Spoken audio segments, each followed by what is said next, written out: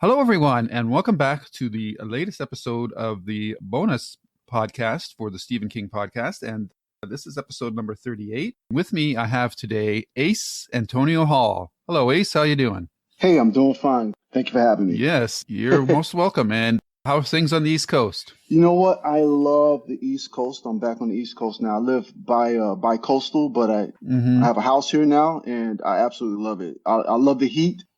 And I love the humidity. So right. Right. Yeah. Very good. Very good. So you are a bit of a Renaissance man, to say the least. You're a writer. You're also a fitness expert. You also do some acting, correct? I don't know if I would say fitness expert. I mean, I did put out a book on my process. I lost quite a bit of weight, and I am an extremist as far as going to the gym. Right. But I really just focus on the writing. My father would used to say, "Jack of all trades, master of none." So now I'm really focused on just trying to master writing. Okay, cool. And you're best known for your Sylva Slasher series. Is that correct? Yeah, Sylva Slasher. So I've basically retired her. Okay. So that was the first novel printed by Montauk Press Collective, published by them, and it's a young girl that. A martial artist and a slayer, I guess based on my influences from Buffy and Anita Blake, those series. Okay. But I've retired her, and the girl that took her place is Cozy Coleman, which is the new novel that's coming out in September. All right. And what's that novel called? It's called Lipstick Asylum, Where the Dead Rise. Okay. And the cover was I was really surprised to see the cover. It's really, really cool. I really got stoked when I saw the cover. Right. Okay. So let's find out a little bit about yourself then to see how you've come on this journey to creating this novel. Sure. So why don't you tell us a little bit about yourself, where you're from, what you did for education and whatnot. Okay, sure. Yeah, I'm basically an old-fashioned guy. I was born in the Elmhurst Hospital while we were living in Brooklyn in the Bushwick Projects in New York. And then I was raised by my grandmother in Jacksonville, Florida. My grandfather came up to get me when I was about 4 years old and told me he was taking me fishing. No one told me that I was moving to Jacksonville, and I just ended up in Jacksonville. And my grandmother said, I said, "Hey, Grandma," I was 4 or 5 years old. And she said, "Call me Nana." So Nana raised me. She was a teacher. She taught well into her 90s. She died at 102. Wow. And I graduated from Long Island University. I went back to New York when I got out of high school, and I got a BFA at Long Island University, majoring in screenwriting. And after that, I worked in education as an English teacher for about 10, 11 years before I became a director of education out here in New York at IS 231 Springfield Gardens, and in Hempstead. I was a co-director out there for a program before I became the director at IS 231. Okay. And then I became an associate director of education at the Sylva Learning Center in Los Angeles. And there was this hole in me. I was a creative. Right. I guess I was influenced by my father. My father was a painter. He was a poet. He wrote some jazz classics. He wrote Miles Davis's "So What?" Miles Davis walked off the stage. So what? My father wrote that. And I guess I was influenced by that, but I wanted to do too many things, be a rock star, in a punk rock band. But I had to pay bills, and I had a very demanding job as being an educational director. But there was this void, and I finally quit my near six-figure job to learn, and I mean learn how to write novels. And that was I quit in 2006, and I started learning in about 2008. Right. Yeah. So that's been my journey. Wow. So I have to ask then, because if you know Stephen King at all, one of his mantras is to be a good writer, you have to be a big reader as well. So it sounds like you're a busy guy. Did you do much reading growing up? Okay. So two things. First of all, I have about 14, 15 novels of Stephen King. So he's one of my big influences. Right. That's always good to hear. And I do a lot of keynote speaking appearances. And one of the first things I always say is, I read to inhale and I write to exhale. Wow. Nice. And together breathing brings out the creativity of completing a novel. So yeah, the second part of that was, I remember when I wrote my first novel, and I thought, all you had to do was wine and dine a literary agent and she would sign me and get me out there. So, I wined and dined her, and I sent her the script, the novel, and she got back to me. She said, Ace, we call this in our industry the kitchen sink novel. Well, what do you mean? She said, it has everything in it but the kitchen sink. You have vampires, zombies, natural disasters, action, spies. And at that time, I was like, yeah, that's right. It has everything. It's exciting. She said, no, honey. Do you even read in your genre? I said, I read a lot of stuff. I'm an educator. I read a lot of different things. She said, you need to read in your genre. So I started. That's when there was the big wake up call. And that year, I must have read about 50 books in the zombie and vampire genre. And then I learned the tropes, what to do, what not to do, what was classic, what was overplayed, what was saturated. And that's when I learned you can't be a writer unless you read. I learned that, I learned the hard lesson. Okay. So that happened in the early 2000s, or was this earlier?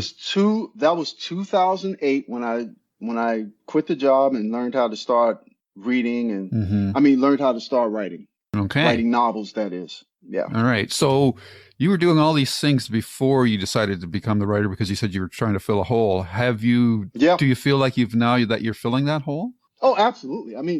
It's so funny. So I did a couple of things. So I put the Confessions of Sylva Slasher out, and that was under Acemandese Hall, my stage name. My real name is Acemandese Nzondi Hall. Acemandese is named after King of Kush, who laid down the stellar systems for the first calendar, King Acemandese in Africa. And so for short, it's Ace. So, okay. I thought maybe you're naming yourself Ace Merrill after the ace from the body, but oh, that's what it actually. I know this is a friendly neighborhood show, right? But Ace is actually supposed to be pronounced Ase. Ase, okay. And my last name is Hall. Ase Hall. Okay. Hall. Oh. Yeah, Hall. So I had to throw the Antonio in the middle of there and say Ace Antonio Hall. So that's where that came from. Okay. But once I decided to really grasp my roots, my African roots, and use my name Nzondi, right? I think that's when everything opened up. I won the Bram Stoker for my novel Awari Mosaic. Oh, okay. What year was that? That was 2019. Oh, okay. Wow. The book came out in 2019. I won the Bram Stoker in 2020. Wow, nice. So yeah, I now go. I go under the pseudonym of Nzondi, which is my actual middle name. Oh, okay, very cool. And yeah. Boy, that must have been gratifying. Woo! Quick ascension, overnight success. But it would seem like that, right? Yeah. But I started in 2008. Yeah. So, that was 11 years. Yeah. 11 years. Yeah. Of reading a lot, going to a lot of workshops, doing a lot of volunteering at writing groups, joining the Horror Writers Association. The Horror Writers Association is the premier group for horror writers. Right. And when I won that award, to me, it's just like winning, when an actor is recognized by his peers for winning the Oscar, or a singer for winning a Grammy. It's a worldwide recognition from the peers in the literary. Absolutely. Yeah. So it was mind blowing. I couldn't believe it. Awesome. Well, congratulations. That's quite a feather on your cap. Yeah. Thank you. Why horror? What attracts you to that genre over other ones? I guess it's a couple of things. Even as a little kid, I've been enamored with just monsters. When I grew up in Jacksonville, there used to be a show called Creature Features. Right. Yeah. And Creature from the Black Lagoon, all of those type of programs. And I loved them. Abbott and Costello meets Frankenstein. Abbott and Costello meets Frankenstein. It was, Yeah. I just love that. Dracula, the Wolfman. I loved those type of programs. And I started drawing little comics of them. And I guess that's part of it. And the other part of it is I've had such when people meet me and they learn some of the things that I've gone through Like one guy told me, I did an interview last week, and he said, Ace, I've known him for many years. He said, you're so chipper. Why do you write this dark stuff? And I said, I've met quite a few comedians in my life, and I've realized comedians have very dark lives. Right. But they make us laugh the most. And I guess because I've had so many different tragedies in my life growing up, you have to choose the alternative. Right. But I've honed down on those, I've tapped down on those things, those emotions of darkness, and it's almost therapeutic. Right. I put it into something creative, and I think I think horror is in my DNA. All right. Okay. That's an interesting observation, because I do agree with you. It is weird, but comedians as a group tend to be very depressed in their personal life, whereas horror writers tend to be very upbeat. So it's an interesting dichotomy between the two groups. Yeah. But because horror writers are the happiest bunch of people I know. So that's interesting. So you obviously have your educational background is obviously heavily focused in creative arts and screenwriting. Yeah. And I assume screenwriting was very helpful when you were doing the Sylva Slasher comic series. Did you just do the writing for that, or did you do any sort of like blocking or drawing or anything like that? I just played around with it. I've always wanted to see my works in a comic book forum. Mm-hmm. And I played around with it to see if anyone would kind of jump at it. Mm-hmm. But to tell you the truth, it's a completely different medium. So screenwriting and novel writing is just it's like being a doctor or being a pediatrician and a veterinarian. They're just it's like wet and water. Yeah. They're similar, but they're so different. Yeah. And I get why now when some of the movies are adapted to screenplay, why they don't use the novelist. They use someone who writes screenplay. It's just a different beast. Sure. And I was just talking to a friend of mine the other day, Russell Nolte, about comic books. And he made me realize, I don't think he realized this, but he made me, I don't want to do comic books. I don't need, it's a whole different learning process. Right. If someone wants to adapt it, that's great. Right. But so with the Sylva Slasher at that time, I was really interested in kind of creating a comic book form. Mm-hmm. But now I'm just focused on writing novels. Okay. Very good. Yeah. And I'm sorry, is Lipstick Asylum, is this your first novel or? No. So this would be novel number 3 in my 4th book. The first one was Confessions of Sylva Slasher. Okay. Then I did a nonfiction book called Lord of the Flies, meaning like lifting weights, flies, Lord of the Flies. Okay. Fitness for Writers. And then I did a Warrior Mosaic under Nzondi, and that's what came out as that's what won the Bram Stoker. Okay. And now this one that's coming out in September, which is Lipstick Asylum, which is really a reimagining of Sylva Slasher. It really is a reimagining of that character. Okay. Cool. Yeah. So before we talk more about your book, I'm interested in your writing process. Then, are you a plotter or a pantser? I guess more a plotter and then a pantser. Okay. One of the very influential people in my lives was Alexandra Sokolov, and she and Heather Graham were the first 2 people that I met. Mm-hmm. I had to figure out, how do I get into this business? And I went to the West Hollywood Book Fair. It was free. So I said, let me, Free's always good. And it was the first thing I went to.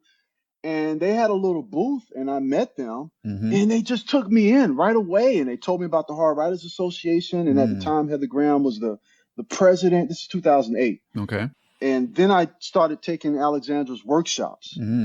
And I studied Christopher Vogler's, his style, the outline that he has, if you're familiar with that, his structure. And that's how I start my process. I always start looking at the 12-step program, opening sequence. And then I just go down the line and I plot it out. But once I start writing it, it all changes. Sure. So, yeah. That's pretty typical. I'm always curious about people's or writers' creative process, because it's everybody's a horse of a different color when it comes to this stuff. Some people are very organic, others are very methodical, and a lot are swings sort of in between the two. Yeah. They just need like a roadmap, and then they don't want to lock themselves down. They want to be creative as well. So that's very interesting. Lou, I'm all over the place. So I need something. I need some type of map. Right. I have so many different ideas. Yeah. I always have way more characters than I need, and I usually have to split them in half and make 2 characters one. Right. So having some kind of structure kind of keeps me a little bit in place there. Okay. Yeah. Very cool. So why don't we talk a little bit about Lipstick Asylum now? Why don't you lay out for us what your series is about? Or is it a series or is it just a one-off? Yes. Very heavily influenced by comic books. Speaking of, I don't want to do my own comic. Right. Grew up reading a lot of Spider-Man. I have thousands of dollars worth of Spider-Man comic books that are all still in pretty much great shape. And so what I'm saying now, people can really understand because of the Marvel universe and the DC universe, or the Arrowverse, or the Stephen King universe. Woo! Or the Stephen, yes, exactly. Yeah. That's actually it. Yeah. So everything's intertwined. It's the same universe. Everything is intertwined, and so basically, Lipstick Asylum continues in this alternate universe of Owari Mosaic. So it's in that alternate universe. And without giving away the surprise twist, the book is about a group of kids who call themselves the Screen Teens. They're kind of like Scooby-Doo, like Scooby-Doo, but except solving mysteries, they raise the dead. Right. So they're hired to raise the dead as the quote-unquote necrotainment for a zombie cruise. You are dropping a lot of pop culture references. You are quite the nerd, sir. Yeah, I appreciate it. Thank you. So this 18-year-old animator, her name's Cozy Coleman, and yes, she said in the book, she says, and I know what you're thinking when you say Cozy. I've heard all of the porn jokes, so I don't want to hear any more porn jokes about my name. But her name's Cozy Coleman. That's a great name, by the way. Thank you. She's bitten by the shape-shifting she-wolf.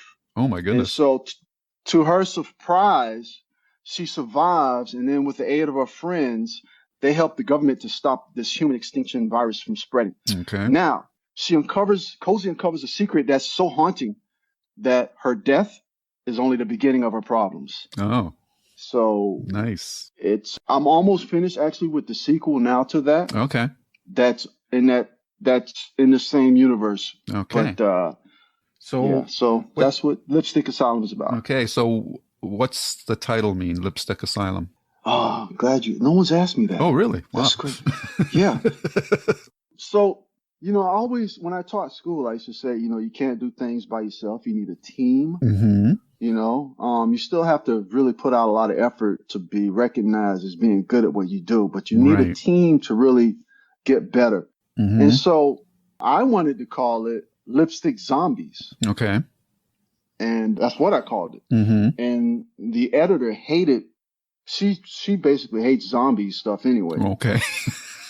She thinks it's so oversaturated. Right. I'm like, if it's a good story, it's a good story. People love it. I mean, vampires have been around since Bram Stoker, and there's still vampire stuff coming out all the time. The same thing with zombie stuff. And now people, you can say what you want about the superhero genre, but it's still growing. Right. And so she said, you need to come up with a better name. So I thought about the story and what the story is about and the different twists and turns in the story. And she pushed me to come up with a better title. Lipstick Asylum. Once you read the book, and if you want to know about the book, you can go to my Instagram, Acemandese Hall, Nzondi, or my Twitter @Nzondi3 to pre-order the novel now. It comes out in September. Okay. But Lipstick Asylum is the perfect name. It actually captures the entire essence of the book. Okay. You have to read the book to kind of see where the asylum part comes from. Okay. And then the subtitle is Where the Dead Rise. And if it wasn't for my publisher pushing me, I wouldn't have come up with a title that really ties all the strings together of the plot. Based on based on the course of this interview so far, I'm kind of getting that is this somehow related to like a Arkham Asylum vibe, or am I just projecting too much there? No, yeah, I sometimes we're influenced by things and we don't realize it. Right. Yeah.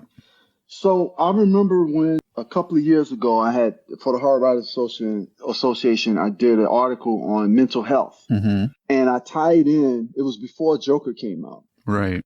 And I tied in the responsibility that fiction writers have in actually depicting people of mental health issues. Okay. So at that time, I was very much involved in doing research on the Joker and Arkham Asylum and those kind of things. So possibly it influenced. Right. But the my character Cozy had some really tough times, and so she passed through in a mental hospital. Okay. So yeah. Okay. Very cool. Is this novel adult or YA or? So I call it YA, but YA has has expanded so much now that yeah. It will fall into YA, but YA is adults love YA. So. Absolutely. I mean, look at Harry Potter. Yes. Yeah. Yeah. And it's so we're in a world now where things are so risque. I mean, my God, there's a TV show that just came out the other day. I want to kill my white husband or something like that. And it's in the title. Okay. Oh, you haven't heard of it? No, I haven't. You haven't heard of it? No, I have not. I haven't seen it yet. It either comes out now. It just has F and then it has little stars. But you know what the F means? Absolutely. And I think it's about some wife who has a jerk husband, and I think it's a dark comedy. We're in a world now where that's on main. Yep. So YA is, I don't know, it's not the YA it used to be. Sure. Where, it was Nancy Drew and those kind of stories. It's not like that. Yeah. Are you self-published or are you through a publisher? Through a publisher. Okay. And why did you go that route? One of my mentors who I met when I was writing my first novel, his name was Robert J. Sawyer. So when I quit as working at the Sylva Learning Center, I had to work somewhere, but I needed something where I needed more downtime. So I started working doing as a stand-in. Stand-in in Hollywood is kind of like a stuntman, except we don't do the stunts. We stand in for the actor while the camera and the lighting department gets the shot set up, and then the actor comes in. And so we do the rehearsals, we do all that kind of stuff. So I was on the set of Flash Forward, and that was Robert J. Sawyer. And he saw me writing my novel. Yeah. He saw me in the downtime. He saw me writing, and he came up to me. He came up to me. He said, "I've noticed you've been writing every time you come back to set, and every time you come back to sit down." And he introduced himself to me and his wife, and from that point on, he became my mentor. Cool. So as we got to know each other, he said, "Ace, you deserve." He said, "You're a good writer. You deserve to put your stuff out there and get published." Because I asked him, should I self-publish or should I publish? He said, "Get out there and see if you're good enough to be published. I think you're good enough to be published." And so I did. And so all of my novels and all of my books have been published by publishing companies, small press. So Montauk Press Collective published The Confessions of Sylva Slasher, and Omnium Gatherum Media has done the last few books. Okay, very good. It's a small world because I know Rob. When you first said that, when you first said the name, I said, "Is he talking about the Rob that I think?" Because I've had Rob on the podcast a couple of times already, and I've met him on a regular basis at conventions. He comes out to the one in Calgary every year, the When Words Collide. So and when I lived in Ontario, I was actually he used to invite like all his fans up to his place, and he had a party there. And he's got an amazing condo with all these science fiction memorabilia. He loves Star Trek. Yeah, he's got that big Masters replica Enterprise. I don't know how big it is and all that. So that is amazing. and I know the Flash Forward series was only on for one season, unfortunately. But we've talked about that. And man, small world. I had the connection between you and Rob that would not jump to me because from Canada and the US and whatnot. So it's very interesting. And that's the thing that writers generally do is they're very good at passing it forward to the next crop of new writers and whatnot. So that's fantastic to hear that story that he helped you out like that. So that's very cool. That's very cool. Okay. Yeah. I'm just curious then, because you've got a broad palette of things that you've mentioned that you were into. What were your favorite things growing up and today? Like, who's your favorite writers or whatnot? Okay, first of all, I always felt like I'm a student, and so even though my novel won last year, this distinction, I still feel like when I get around other authors that I'm a baby. So when they mentioned the people that they, Asimov, they've read every one of Asimov's books. I think I've read about three of his books, which, I love.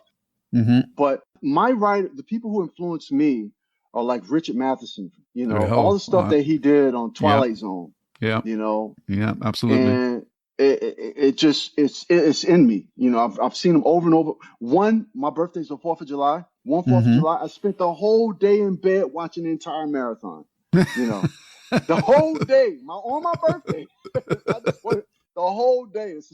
That's kind of sad, but yeah, I don't know. I was just into the Twilight Zone. So Richard Matheson, and of course Stephen King. Right. So like each one of those writers, I take something from. Yeah, absolutely. Yeah. I love the way Stephen King uses his characters. I love how he has characters that you can relate to, characters that your neighbors, your friends. It's like an Alfred Hitchcock. He takes people ordinary people and put them into extraordinary, situations. Yeah. And so I can't help it. I know it's like everyone loves Stephen King. Yep. And a lot of my peers, when they mention writers, they mention writers who aren't as popular. I get that. Yeah. But I can't help it. I just really love the way he, uses characters and uses, everyday people in his plots. I love that. Yeah. And then he creates this terror, that, So for sure. I would say Stephen King. And then, I grew up around all women, basically. Okay. All women. My grandmother, sisters, aunts. So I've gotten a lot from women when they read my books. How do you know so much about women? And I guess I've dated a lot too. I dated a lot growing up. I dated a lot. And so one of the other writers, Laura K. Hamilton, her Anita Blake series, that voice that she has, and that strong narrative that she has really influenced a lot of my writing. Cool. And so I guess those are the three strongest. And Nancy Holder, Heather Graham, I've read a lot of their stuff, their ghost stories. Right. And then I've studied a lot of pretty much the same couple of films, Alfred Hitchcock films. I mean, not Alfred Hitchcock, I'm sorry, Sherlock Holmes films. Okay. The Hound of Baskerville. I've studied that so many times. And I just love the characterization, the mystery, the unfolding. And then I actually have probably studied, when I say study, this is what I do. I actually will put on Quincy, Medical Examiner. I'll put that TV show on and I'll stop and start it. When he names a medical process, I write it down. I'll write down, he did this in this scene. Now he is showing emotion because he wants the truth to come out. And I'll break down each one of the different scenes. And so those entities, those programs, those writers have influenced how I write today. And I cannot leave out Stan Lee and what he did with all of his writers, Bob Hale, all of those guys that wrote the Spider-Man and the other superheroes. So collectively, that's what influences my writing. Okay. And writers often draw on their real life experiences too when they're writing. And I understand you've had a very interesting life. Do you want to talk about that a little bit? Yeah, it's funny because I never get a chance to talk about, I believe I had like a Forrest Gump life, meaning, if you know the film. You run a lot.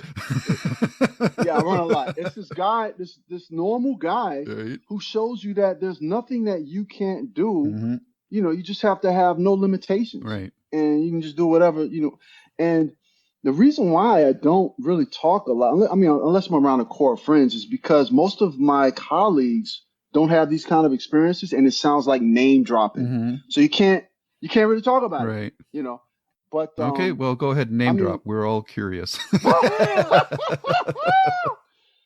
I'll give you a quick story. Sure. One time, and all of this stuff somehow gets into my writings and into my stories. I just change the names and change the different, because people say, where do you get your ideas from? I say, I get my ideas from living. Yes. From living.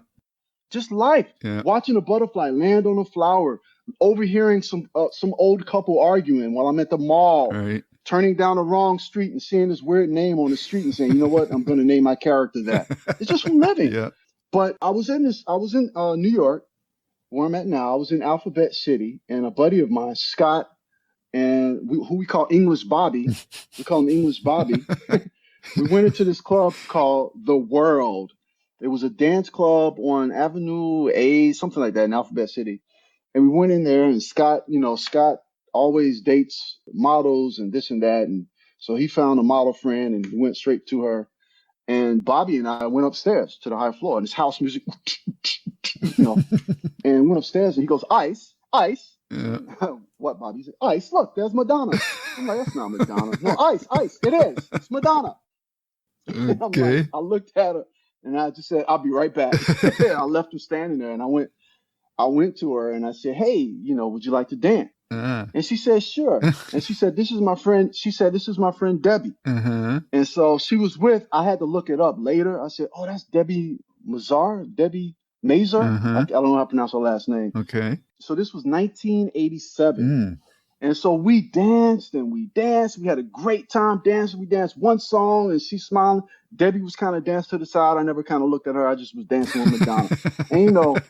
And I'm doing my thing, and I want to show her my dance moves that I can dance. And she was wearing, at the time, that was when she was married to Sean Penn. And she had that whole look with the hat, and when she used to wear the little hat, she had that look.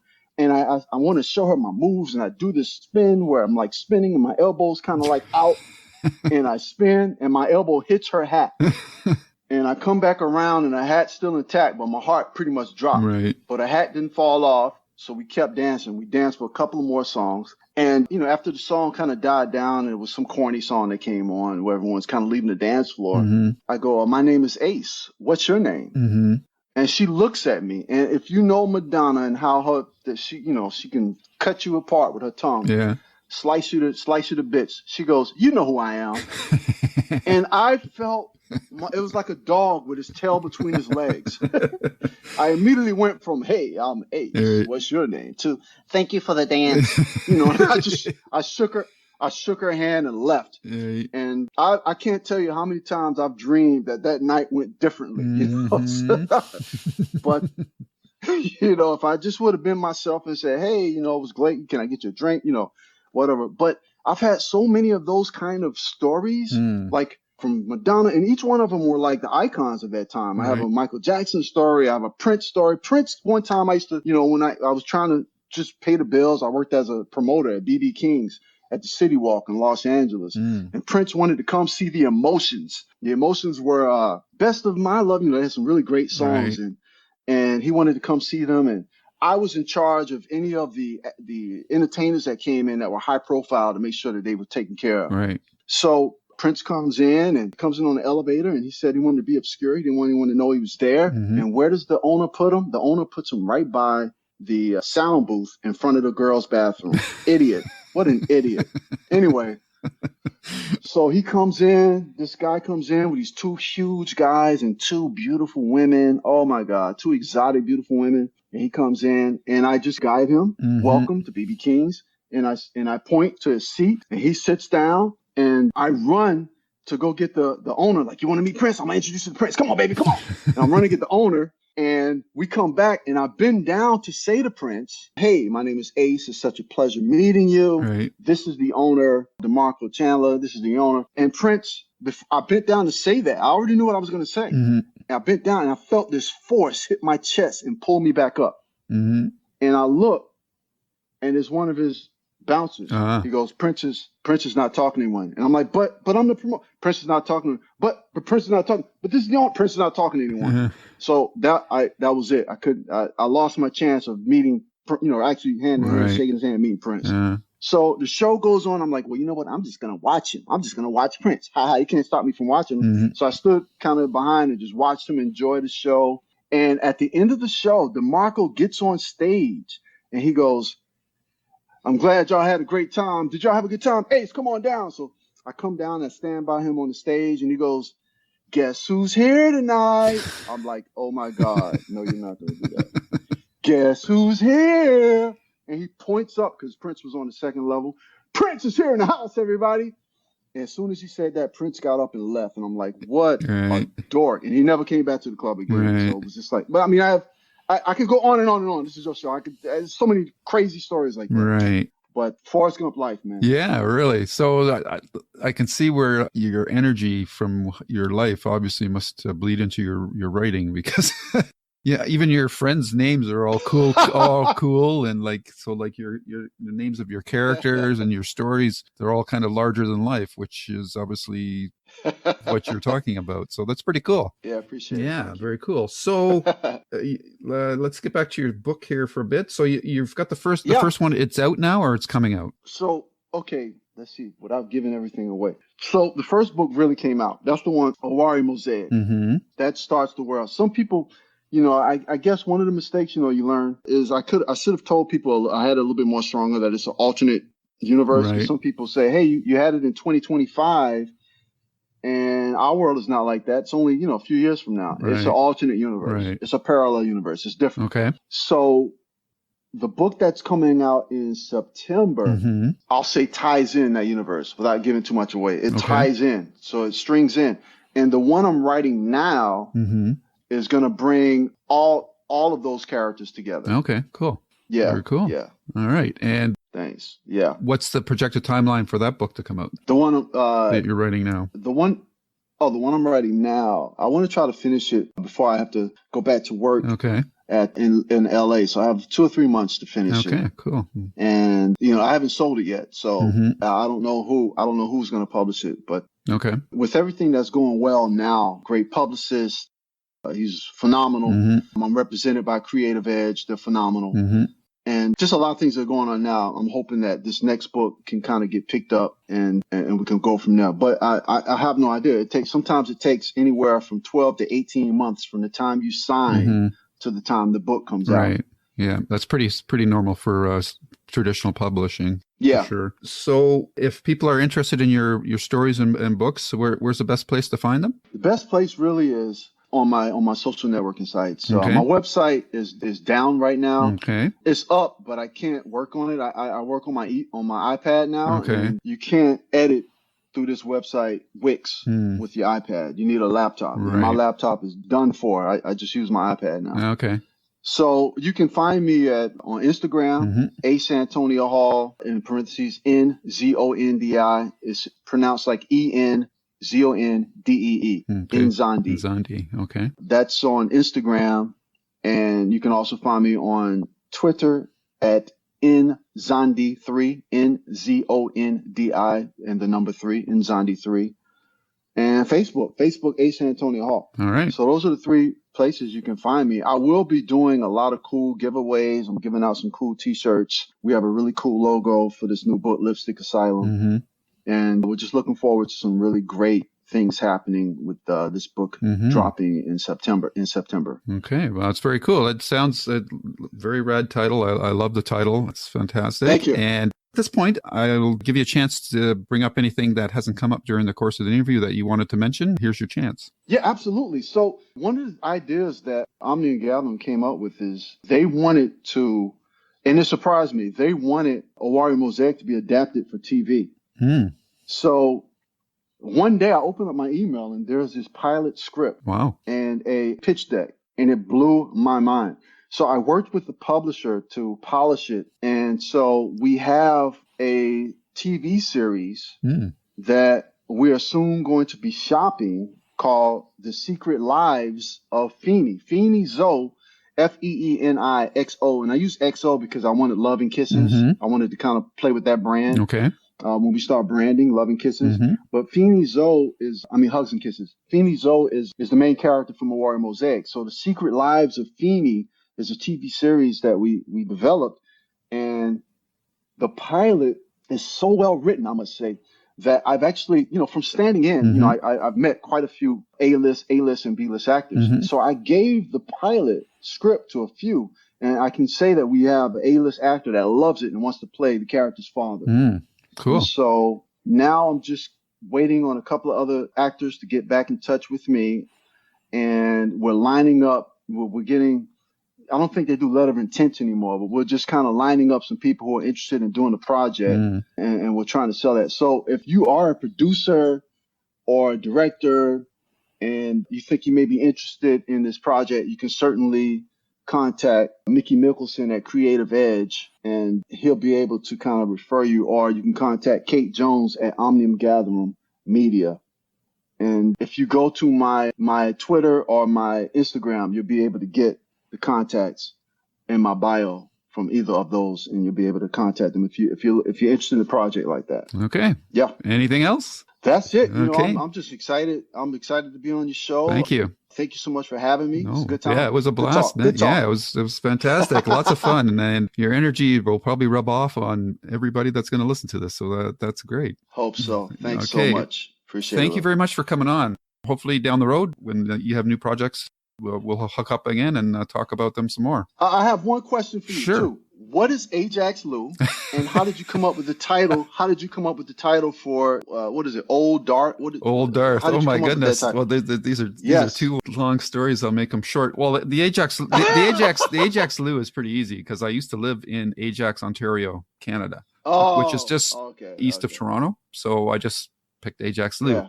Old Darth, that is a kind of a mix of things. I was the oldest child in my family. And also, I didn't like, and I was a big Star Wars fan, and I didn't like I didn't like the new Darth in the Star Wars prequels. I liked the old Darth from the original movies. So that just kind of all. You and so many people. Yeah, so that just sort of came together, and I ended up with Old Darth because I thought, I'm the oldest, and I like the original Darth, and didn't like what they did with him in the prequel trilogy. So there you go. You're the first one that's asked me that question, so that's interesting. Ajax Lou is such a cool name. It sounds like a superhero, Ajax Lou. I love that name. It's great. Great. Yeah. Feel free to use it. I really like it. Okay, cool. Well, it was fantastic. Great talk. Yeah, man. It was fantastic talking to you, Ace. Hope to talk to you again down the road. Sounds good. If you see Rob, say, hey, I was on Lou's podcast, because he's been on. He'll know who I am. All right. Okay. Thanks a lot, man. Take care. All the best to you. All right. Okay. You too. Bye-bye.